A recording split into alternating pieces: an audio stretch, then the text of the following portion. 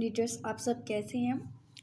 میں امید کرتی ہوں کہ آپ سب ٹھیک ہوں گے اور اچھے ہوں گے بہت زیادہ۔ آج کے ایپیسوڈ تھوڑی سی شارٹ ہے کیونکہ اس کے پیچھے ریزن یہ ہے کہ رائٹر نے نا کچھ وہ ایپیسوڈ میں ایڈٹ کرنی تھی، ٹھیک ہے، جس کی وجہ سے نا انہوں نے مجھے کہا کہ آپ اس سین کو تھوڑا سا کٹ کر دو، تو مطلب کہ وہ تھوڑا سا ایڈ کریں گے اس میں، تو ان شاء اللہ تعالیٰ کل کے ایپیسوڈ میں تھوڑا سی لانگ ایپیسوڈ آ جائے گی۔ تو آج کی جو ہاف ایپیسوڈ تھی نا اس کو کٹ کرنا پڑا مجھے، اس لیے جو ایپیسوڈ ہے وہ بہت زیادہ شارٹ ہے اور لیٹ ایپیسوڈ اس لیے اپلوڈ ہوئی ہے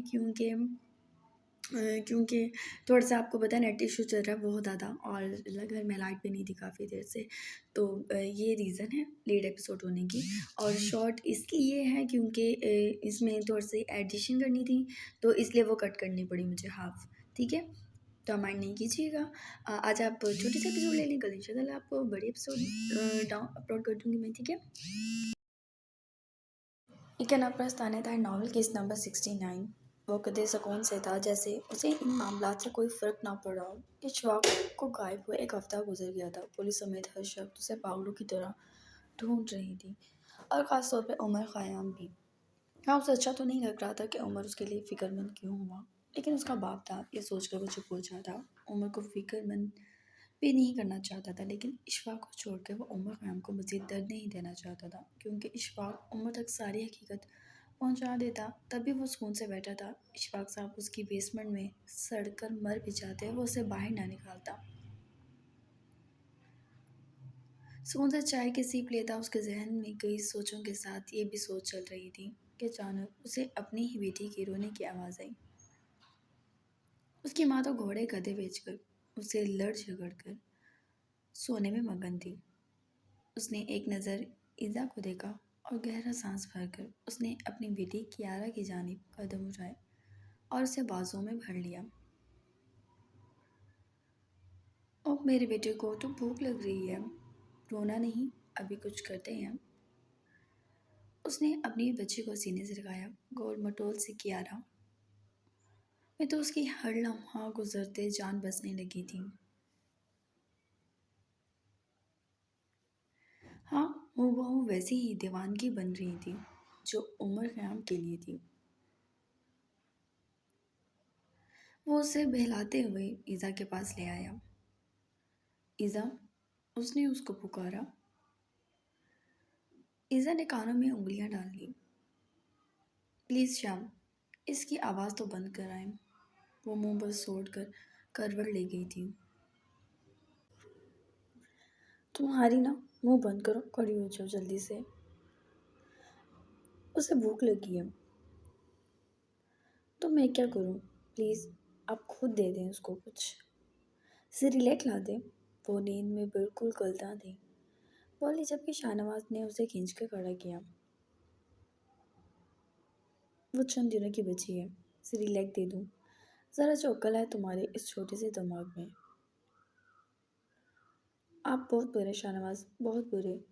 جب سے آپ کی بیٹی ہوئی ہے نا یہ کیارا پیارا، تب سے مجھ سے تو بالکل ہی بیگانے ہو گئے ہیں۔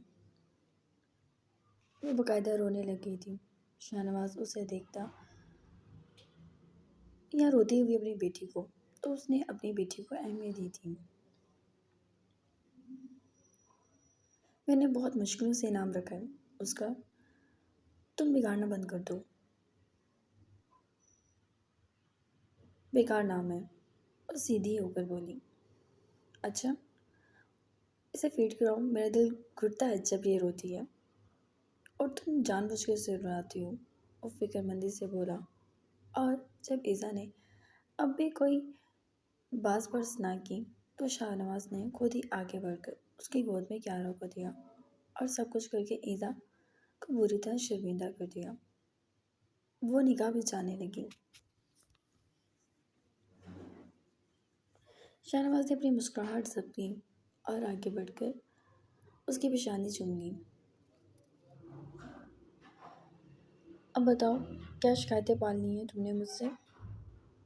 اس کی بیٹی کا رونا بند ہو گیا تھا، تبھی تو وہ نارمل ہو گیا تھا، اسے بازوں میں سمیٹ لیا، جبکہ ایزا شرمندہ سی ہو رہی تھی۔ نہیں، کوئی نہیں ہے، وہ نگاہ جھکائے ہوئے بولی۔ شاہنواز کی انگلیاں اس کے کانوں کان کے پیچھے اور گردن پر حرکت کر رہی تھی۔ وہ اسے مزید خود سے لگا گیا۔ آئندہ میری بیٹی کا نام نہ بگاڑنا، ورنہ تمہیں یہاں سے کھڑکی سے باہر پھینک دوں گا۔ بہت پیار سے اس نے اسے سمجھایا تھا۔ ایزا تو شرما رہی تھی، گھبرا رہی تھی۔ آنکھیں سکیڑ کر اسے دیکھا اور غصے سے آگ بگولا ہی ہوگی۔ ہاں ٹھیک ہے پھینکیں، مجھے اس کیڑا پیڑا سیارہ کے لیے میں بری لگ رہی ہوں۔ شام چپ، میری بیٹی ڈسٹرب ہوگی تم سے، تو یہاں سے محبت کرتا ہوں نا۔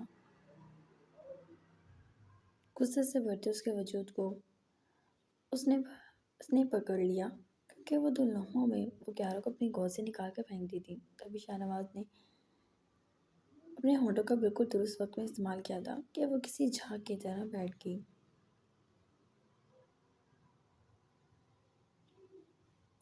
اور شاہ نواز تقریباً 10 منٹ تک اسے اپنی محبت کا ثبوت دیتا رہا تھا، جبکہ کیارا سکون سے اپنی بھوک مٹا کے اپنے باپ کی طرح نخریلی سی دور ہوئی اور چہرہ موڑ لیا۔ تھینک یو ہنی، آپ نے ہمارا پیٹ بھر دیا۔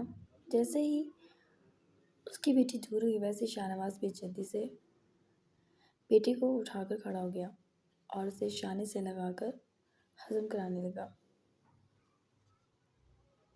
خود غرض مسئلے بھی دونوں کے دونوں، باپ بھی بیٹی بھی۔ اپنی شرٹ درست کرتی غصے سے بولی اور تکیہ دے کر مارا تھا شاہ نواز کو۔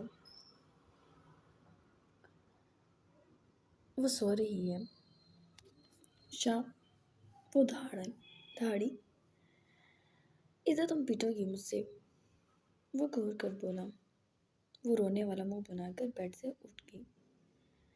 میں چلی ہی جاتی ہوں کمرے سے، اس نے غصے میں کہا کہ آگے سے وہ اسے یقیناً روکے گا اور اسے کہے گا کہ وہ سو جائے، وہ خود دیکھ لے گا کیارا کو، لیکن نہیں، اس نے اپنی بیٹی کو سینے سے لگایا، ادھر ادھر چل رہا تھا اور سکون سے آہستہ آہستہ جھولتا۔ وہ اسے ہاتھ کے اشارے سے باہر جانے کا کہہ کر آنکھیں بند کر گیا، جیسے اسے سارا چین مل گیا ہو۔ اس کی آنکھیں بند تھی اور کیارا بھی مجال ہے ذرا بھر کر روئی ہو۔ ایزا کا غصے سے برا حال تھا اور کھینچ کر دروازہ مار کر وہ چلی گئی۔ شاہ نواز نے آنکھیں سکیڑ کے دروازے کی سمت دیکھا اور نام میں سر ہلا دے اس نے بیٹی کو تھپکا اور جیسے تسلی دی کہ اس کی ماں پاگل ہے۔ کیارا بالکل گہری نیند میں چلی گئی تھی، اس کا دل تو نہیں تھا وہ اسے چھوڑ کر جائے۔ My baby, Papa don't want to leave you, but your mom is a little monster and she eat me if I don't give her attention, so please give me some time, my princess. وہ اس کے گالوں کو چھو کر وہاں سے گہرا سانس بھرتا چلا گیا۔ جبکہ وہ باہر آیا تو وہ لاؤنج میں بیٹھی چپس، چاکلیٹ، جوس اور معلوم نہیں کیا کیا رکھ کر رونے میں مصروف تھی، اور سامنے LCD میں وہ 20-21 سالہ لڑکی ڈوریمون دیکھ رہی تھی۔ وہ نفے میں سر ہلاتا اس تک پہنچا اور دھپ سے اس کے پہلو میں بیٹھ گیا۔ جائیں یہاں سے، مجھے منانے کی کوشش بھی مت کیجیے گا۔ میں منانے نہیں آیا، تمہیں اٹھانے آیا ہوں۔ وہ اسے ایک دم اٹھا کر وہاں سے چلتا ہوا دوسرے کمرے میں آ گیا۔ کیا ہے آپ کو؟ کیا ہے آپ کو؟ مجھے اس سیارے کی وجہ سے روم میں نہیں لے کے گئے نا؟ میری بیٹی ہے وہ، شاہ نواز سکندر کی۔ Behave yourself, you little bat. وہ منہ بنا کر اس کا غصہ کرنا دیکھنے لگا اور وہ چہرہ پھیر کے جبکہ اسے کمرے میں لے آیا اور اسے احتیاط سے بیڈ پہ لٹا دیا، جبکہ وہ منہ بنا کر کھڑی ہو گئی۔ تم بہت ضدی ہو گئی ہو، اس نے اسے باہوں میں بھر لیا۔ اچھا چلو غصہ نہ کرو، دیکھو نا وہ کتنی پیاری سی چھوٹی سی ہے۔ بتاؤ ذرا اس کا اور تمہارا مقابلہ ہے بھلا؟ میرا مقابلہ نہ عمر بھائی سے اور نہ ہی آپ کی اس کیارہ سے، مجھے تو کوڑے پر سے اٹھا کر لائے تھے۔ وہ باقاعدہ رونے لگی جبکہ شاہ نواز سکندر دل کھول کر ہنسا اور اس نے باہوں میں بھر لیا۔ تم سے تو محبت ہے اور تمہارے وجود کی وجہ سے کیارہ سے ہے اور تمہارے ہی بھائی سے ہے، یعنی اصل مرکز تم ہو، صرف تم۔ اس نے اسے سینے سے لگایا اور اس کے بالوں کی مہک اندر تک اتار کر وہ ہلکا ہلکا موو کرنے لگا۔ ایزا نے بھی اپنے ہاتھ اس کے گرد باندھ لیے اور اس کی خوشبو خود میں اتارنے لگی۔ اب سچ کہہ رہے ہیں نا؟ مجھ پر شک کی ضرورت نہیں ہے تمہیں، میں جو ہوں سو ہوں۔ اس کے چہرے کے نیچے انگلی رکھ کر اس کا چہرہ اونچا کر کیا۔ I miss these wild days when your voice make me more wild۔ اس کے کان میں کہتا وہ ایزا کو زور سے موٹیاں بھینچنے پر مجبور کر گیا تھا، جبکہ ایزا کا سانس اوپر کا اوپر ہی چھوٹ گیا، کیونکہ بس ایک ہی جھٹکے سے وہ اسے اٹھا کے اپنی گود میں لٹاتا، اس کے ہونٹوں پر جھکتا، اپنی سانسوں کو اس کی سانسوں میں بھرتا۔ وہ رات کی گہری چاندنی میں اسے اپنی محبت کا بہت خطرناک ثبوت دے رہا تھا، جبکہ ایزا اس کے اس خطرناک رویے کی بڑی پرانی سی عادت تھی۔ یہ کس کا خط ہے؟ بدر نے سوہا کو گھور کر دیکھا جو گھبرائی ہوئی سی لگ رہی تھی، اور ابھی وہ بات بتا دی کہ اس کے ہاتھ سے خط کھینچ لیا اور خط کو پڑھا۔ اس میں 2-3 باتیں لکھی تھیں۔ مجھے لگتا ہے میرے پاس زیادہ سانسیں نہیں۔ اگر ناز اور شاہ نواز کے بارے میں کچھ جاننا ہے تو مجھ سے رابطہ کرو، گلشن بھائی۔ نیچے نام درج تھا۔ بدر سوہا کی صورت دیکھ رہا تھا، آنکھوں میں ہزاروں سوال تھے، اور سوہا آہستگی سے اسے شاہ ناز، عمر اور ایزا کے بارے میں بتا گئی، جبکہ بدر سر تھام گیا، خط ہاتھ سے چھوٹ گیا۔